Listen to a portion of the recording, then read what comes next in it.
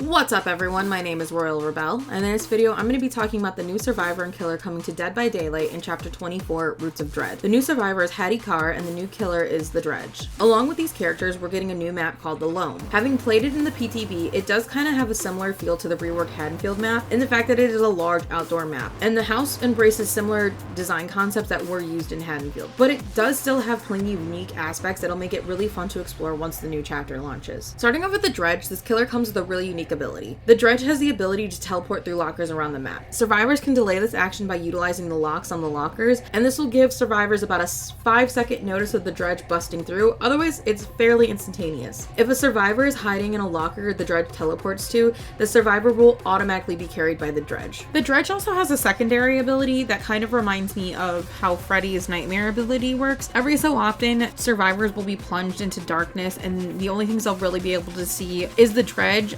There is no way to get out of this effect other than to wait out the timer. I know a lot of people are already saying that the Dredge is overpowered, but I have a feeling that this is going to be exactly like it was with Sadako. People just aren't used to anticipating a teleporting killer, and it's just a new mechanic that we all have to get used to. The Dredge's perks are Disillusion, Darkness Revealed, and Septic Touch. Disillusion is a pallet breaking perk. It activates 3 seconds after injuring a survivor by any means. While Disillusion is active and the survivor is inside your terror radius, any pallets the survivor jumps over will break at the end of the vault, and then Disillusion deactivates. I think this is a really interesting perk for killers. Personally, I know one of the areas I struggle with as a killer is knowing when to break the pallet, and this perk could definitely be helpful with that dilemma. While I don't think this is a particularly powerful perk, I could see it being helpful for people who are learning to adjust to killer. The Dredge's next perk is Darkness Revealed. This one is an information perk. When running Darkness Revealed, if the killer searches a locker, the auras of survivors within close proximity of any of the lockers will be revealed for at base 3 seconds. I have a lot of appreciation for killer information perks. For certain killers, it can be really powerful, and this one plays directly into the Dredge's power, which is always fun. I don't think this will be a frequently used perk, but I think for players who like running information perks, this will definitely mix things up for them. And finally, Septic Touch. Septic Touch blinds survivors while trying to heal within the killer's terror radius. This one is probably my favorite of the Dredge's perks. While I don't know how much value players will get out of this, it could be a deterrent for survivors trying to heal within close proximity of the killer. This feels like a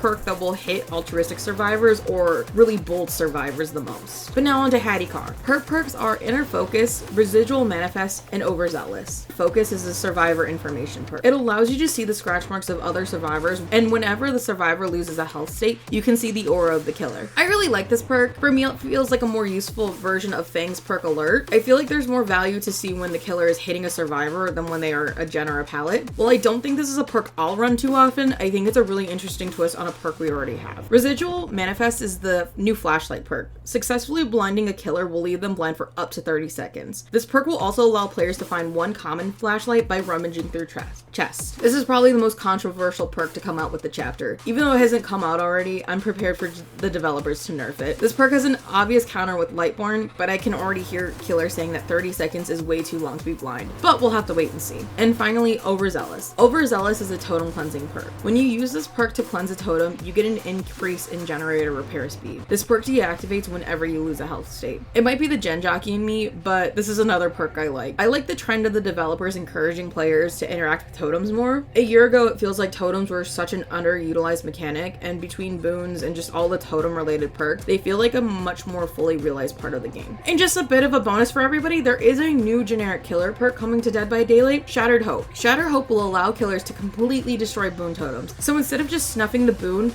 the totem is completely destroyed. And if you're wondering if this stacks with Pentimento, so far in the PTB, it looks like that is the case, meaning killers can destroy a boon totem and then get a stack of pimento within 2 actions. I gotta be honest, I don't know how I feel about this perk. The fact that it does stack with Pentimento feels like a bit too much, but I do know that killers have been dying for a solution against Circle of Healing. With this perk working the way it does, I do have a feeling that we're going to eventually see a survivor that can rebuild destroyed totems. It does feel like that has just been the devs struggling with finding the right balance and making boons work, and it is in DBD fashion to just introduce new perks to solve the problem instead of trying to balance the mechanics, but I could be wrong. As the developers are looking to rework over 40 perks, we'll just have to wait and see. But those are the new perks coming out in Chapter 24 of Dead by Daylight. What do you guys think of them? Leave your thoughts in the comments below. If you enjoyed this video and want to see more of my content, don't forget to like this video and subscribe to my channel so I can bring you more Dead by Daylight content. And if you guys want to check out my Twitch streams, I currently go live on Sundays, Tuesdays, and Thursdays, 6 p.m. Eastern Standard Time, and Saturdays, 1 p.m. Eastern Standard Time.